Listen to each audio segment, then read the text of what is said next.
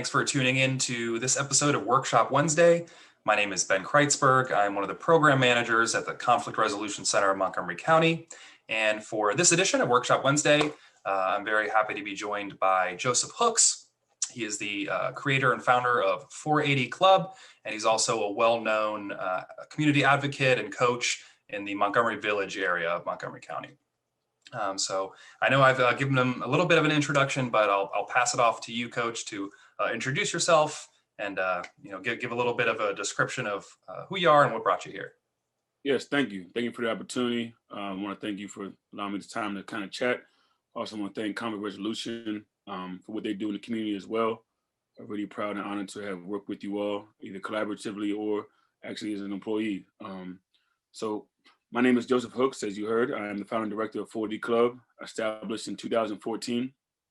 480 Club was the amount of minutes I spent with the youth that I first started training and mentoring during that time.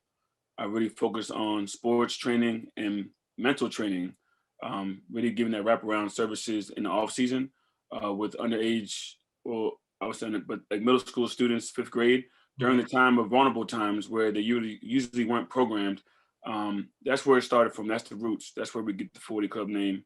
From there, been able to do a lot in the community professionally, and most recently was able to solely work, for myself in different collaborations to do youth services, out of school time programs, community events, volunteer programs, all sorts of things, just to meet the need of our community, specifically Montgomery Village, Germantown, and Gettysburg area. So I'm really proud to, been doing the work that I have been with the MCPS, different organizations like Conflict Resolution. I'm looking forward to continuing the work and meeting the needs of the youth and families in this area.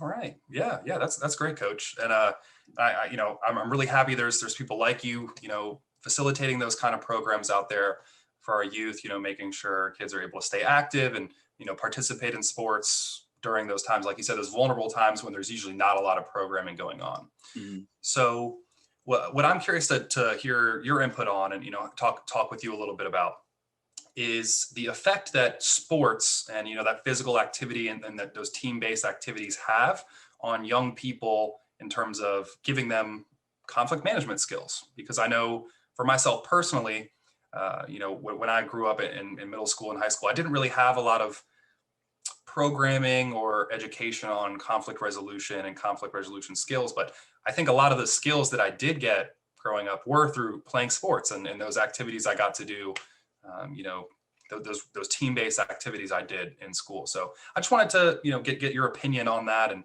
your thoughts on, what effect sports has on creating those conflict management skills for kids. Yes. Well, I want to start back with the second quote that I heard. So I used to work at a therapeutic group home for boys. And one day a licensed therapist told me that conflict is good because it solves things. And I think in sports, we have to utilize that opportunity, that platform to teach and reach our youth how to deal with conflict that is inevitable in our daily lives. We all are here trying to live and work together. Sports is a way to not only teach physical, but mental. And you hear the saying too, that it's 90% mental. 90% mental, 10% physical. So a lot of times that 90%, it's, the focus, the leadership, the communication, but also the conflict management and resolution, because we have a common goal in the sport is to win a game or to get better and develop. And in that sports, during practices or games, there's moments where you have to look to the right and to the left of you or get an instruction from your coach. And as you're going through those processes and the process to get to end goals, there's conflict of improving your speed, improving your attention to detail, improving your sportsmanship, improving a lot of those things. And we have to be a sponge to acknowledge that. And I think it's really important compared to when I grew up to acknowledge conflict, to teach conflict so that they understand that it can be very powerful and useful in a way that can spin it to change their behavior and to continue to thrive, because it's sports are team sports. Majority of them are. And even when it's not, there's coaches, there's trainers, there's spectators, and we deal with that every day as a coach or as a youth. in the game of sports. Hmm. Yeah, yeah, absolutely. And one thing I really liked about what you said, when you talked about what the therapist said to you when you're working at the therapeutic center, is that conflict, is good because it's an opportunity for change, right, and for growth. And that's one thing that we love. We people probably get tired of us saying similar things, right? So is that something you feel that you're able to translate to the kids really well in your programs through sports? Is giving them a more positive perception of conflict? Yeah, it's kind of like my mother when I was raised. She had to hide the medicine in the applesauce, right? So you kind of gotta, my slogan is work hard, have fun. But I think, I coach 11U right now, and I've coached high school, I've coached middle school, and every team and every youth is different.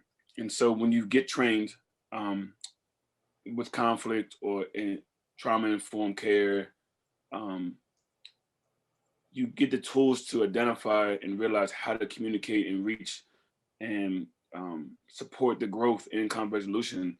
So with the youth, I wouldn't say it's easy. You just got to be really strategic and stay Certainly. flexible so that you can, we do some leadership type like practices, I would say. So I do different events to get them to get out of their shell, to get out of comfort. And I was telling my team yesterday, every team has an identity, and a lot of times they take it from the coach, from the leader.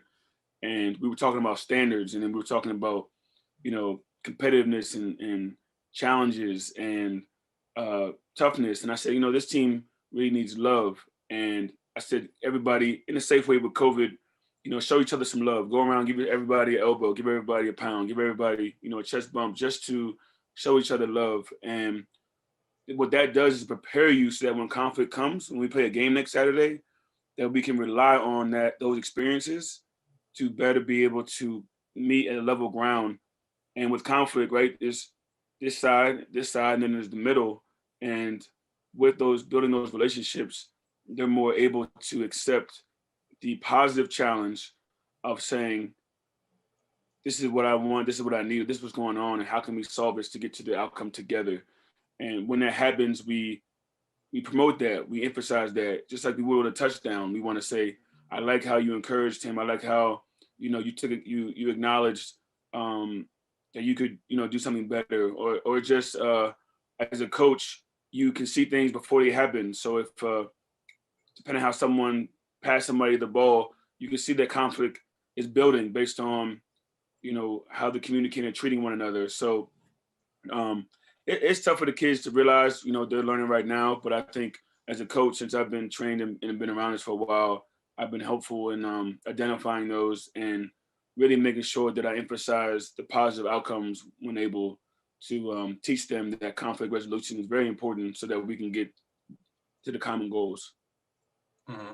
Yeah, no, I love that. I love the idea of teaching them that are using those sort of those team building activities and techniques to make the kids as a group realize that we need to, as a team, as a group, be prepared and be better prepared for the conflict that we know is inevitable, we know is coming. That is interesting. I like that.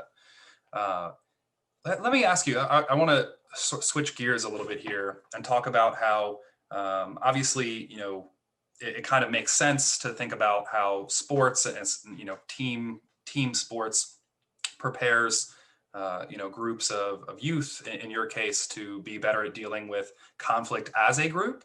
How do you think or have you seen any examples, or how, if you had to think about how it affects them on an individual level, being able to deal with conflict, outside of sports, going into the world, maybe with members of their family or other classmates or students they have to deal with off the field? Yeah, I think, well, one of the programs I did in a team up with conflict resolution was sports. Everyone has different motives. And I think a lot of times parents put us in there for the discipline action, well, not discipline action, but discipline skills Hmm. that we can take it from the playing field back into the classroom, community, and home. So, like with school, many kids are in school more or with their parents. So, sports is a medium place to learn those skill sets, learn the attention to detail, learn conflict, so that you are more better prepared as a coach or a player, because you're going to face a lot of those things in different ways when you leave that practice or game.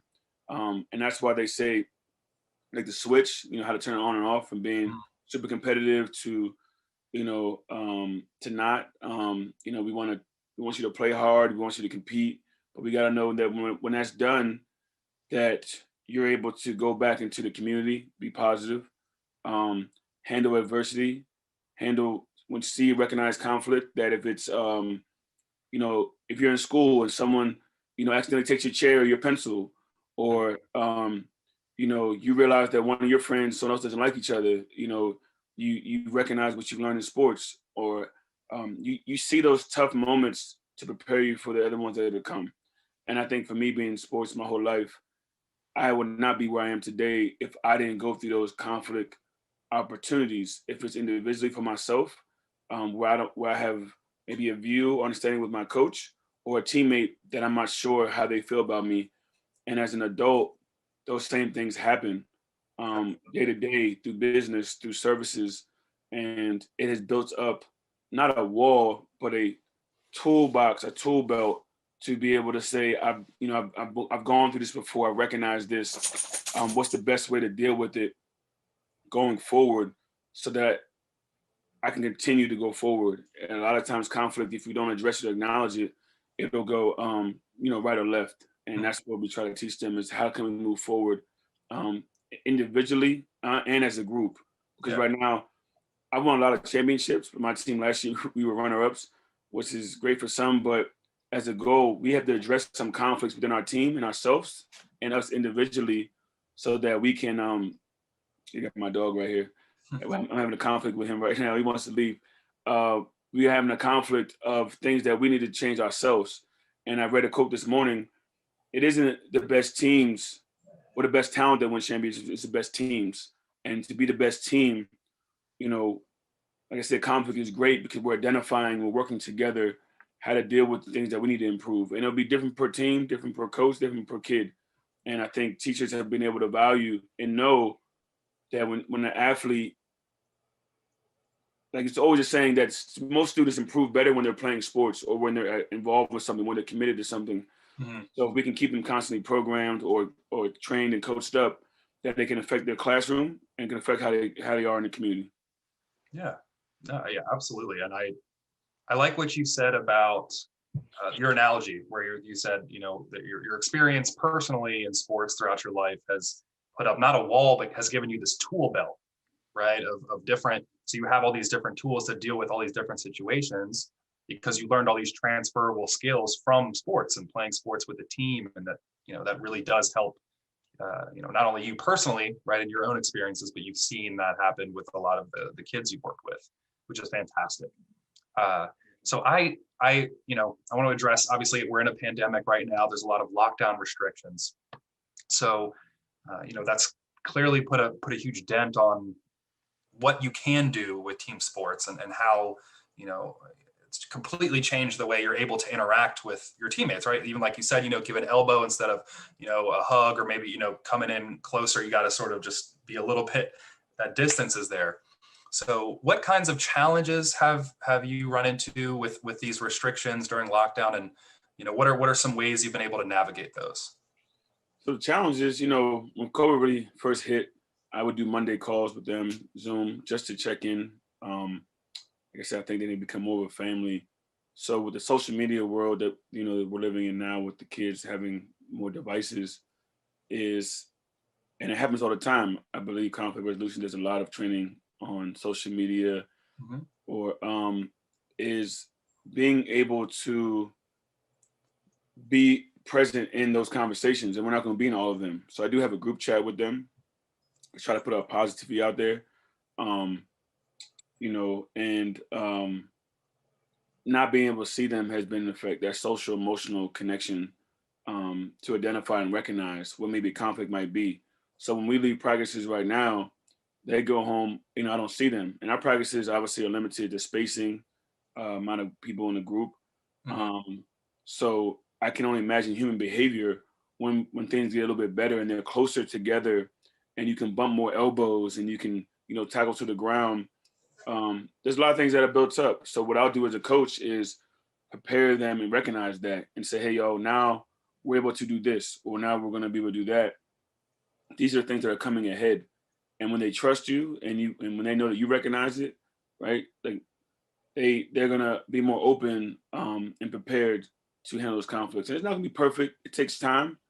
But like I So, said, it's 90% mental. And I think when they trust their coach and then can trust their teammates, the conflict can be resolved just a little bit faster and or recognized to address it to me, sending me a message. I've had a lot of parents reach out, just conflicts in the home about their behaviors changing. And I think that was from being quarantined, but things are getting a little bit better. It's warmer, so we can be outside. And I think some behaviors and conflicts should improve in the classroom, in the home, and on the field. yeah, great. So I just heard you say, that one of the critical aspects of your relationship with yourself and your team and even their families is that trust. And I'm impressed that, you have your athletes' parents calling you to check in. So what are some ways you've been able to establish that specific relationship, right? That really, really strong trust that you've been able to build up. Yeah, consistency and commitment. I've always showed up, got 110%. I try to raise that standard. Coming from the heart, a lot of coaches are either fathers. I'm not of anyone on the team. Just an alumni where I grew up. So it's been really an honor to give back where I've been rooted. Um, and what I do professionally, working with conflict resolution, working for my own Sub 40 club, working for college tracks, working for in the community, seeing they see that I can be trusted because I've consistently done the work. And I just say I can try, if I can try to connect them to either mediation, mental health, physical activity, nutrition tips. So when you come across with a caring mindset, even though it can be competitive when needed, I think that's really been helpful. So I've been with a lot of these kids since they were 8 years old. So it's just been some time, and relationships are a very root of why 40 Club or being a coach has been successful for anybody. As well for me, it's just learning more leadership tools myself. Doing some more reading on how to be an effective communicator, how to learn best practices and strategies. So I do I try to find times in practice to identify that. Have circle talks are really important. I think a lot of times, we do so much physical. We need to spend time on the mental to one, check on them. How are you? What's going on? And then from there, you'll be able to pull out if there's any clouds or tension, so we can move forward. So I'm definitely constantly always watching my kids, not just the ability to play football, but to how they interact with each other so that I could teach them how to run a slant or, play defense. But if I realize that Joe and John are getting along or something going on about their number, their cleats, who's faster, Hmm. that's gonna interrupt our end goal. So I do it in a way that doesn't put kids on the spot. But sometimes I do the one-on-ones or have FaceTime. Thank God for technology, just so that we can move forward. And sports saves lives, and I think with that, not only from a physical standpoint, if we can do that and prepare them, it'll go back to the classroom at home, to where they can recognize and hopefully have their toolbox or tool set to handle a lot of adversity they have. Hmm. Yeah, absolutely. And you clearly, are a great figure in your community, and you do go above and beyond to establish those relationships and maintain those relationships. And, I love that you're not just looking out for, like you said, the physical aspect and the physical well-being of your athletes, right? You can teach them how to run drills and get stronger on the field. But I love that you're also looking out for that mental side of it and checking in with them. Are you okay? What's going on? That is incredible. And when you say sports saves lives, I couldn't agree more. I really think that type of programming for kids is absolutely invaluable. Or is there what kinds of what else would you say to people who maybe are on the fence about that kind of programming, or don't maybe don't fully grasp how important programs like 480 Club are for the community. Yeah, I would just say that you know, what I always say too is create what you had growing up and what you needed. So 40 Club has hopefully done that. I don't think I've ever reached the finish line. I don't think anyone really has, but that's the glory in the story. Being able to reach kids in the community where they are and identifying the needs. 40 Club, it's just really community focused and based. Working with young men and even young women. Um, youth services, positive youth development. So sports are going to be there, but without the tools emotionally and mentally or socially, then it won't last very long at all. So I would just tell people out there to be open-minded, do research, accept different practices, programs. If your team is dealing with a lot, reach out, find someone, a different voice, leadership opportunities. So I spend times to get youth to communicate with each other. And like I told my kids yesterday, I said, hey, I love you guys. Like, I don't know the last time someone's told them that. I don't know the last time, even if it's a pound, of what that can do to change their perspective so that when they get to a conflict, you know what, I got to do good because Coach Hooks needs me. He trusts me. He loves me. I'm going to do what I need to do to get to practice. And from there, I do good for them. I tell them, work hard, have fun. It could be the beach. It could be a camping trip. It could be fresh pair of shoes, whatever it is to, keep them positive during these times. It's tough during COVID. So I would say we all have to adapt, stay flexible, Mhm. and do the best we can with what we got. And I think it'll help many kids in the community. Yeah, yeah, absolutely, Joe. And I because I've known you and you've worked with our organization before, I know how much work that you've done in your community. And I know how lucky your community is to have you. And I wish more communities had a Coach Hooks to come in there and provide that commitment and consistency to really make a difference for the youth. Um, I want to thank you again for joining me and having this conversation. I think it's a really important conversation to be had. But before I let you go, do you want to shout out any websites, programs, contact information, anything for the people watching? Sure. I just want to shout out Conflict Resolution, Mr. Page, for allowing me the opportunity to work with you all at middle school last year before COVID. Um, Even during COVID, toward the end, um, being able to be trained in mediation was very helpful for me in the schools and in my community, in my personal life.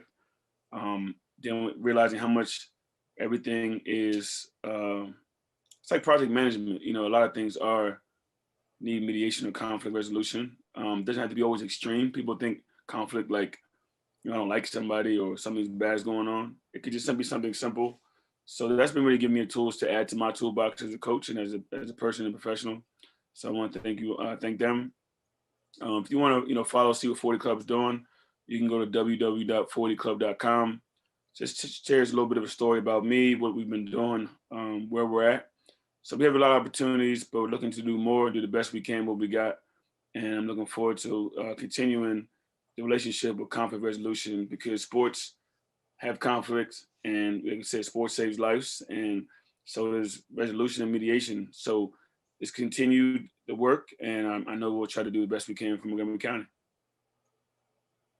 Thanks. Thank you. And thank you so much again, Coach Hooks, for joining me. I'm sure this won't be the last time that we talk and collaborate on programming between the Conflict Resolution Center and 480 Club. But I just want to thank you again. And I want to thank everyone who tuned in to this month's episode of Workshop Wednesday. Don't forget, you can always check out the Conflict Resolution Center's website at crcmc.org. And if you'd like to make a donation to the center, you can visit crcmc.org/donate now. Thanks again, and have a great rest of your day. Take care, everybody.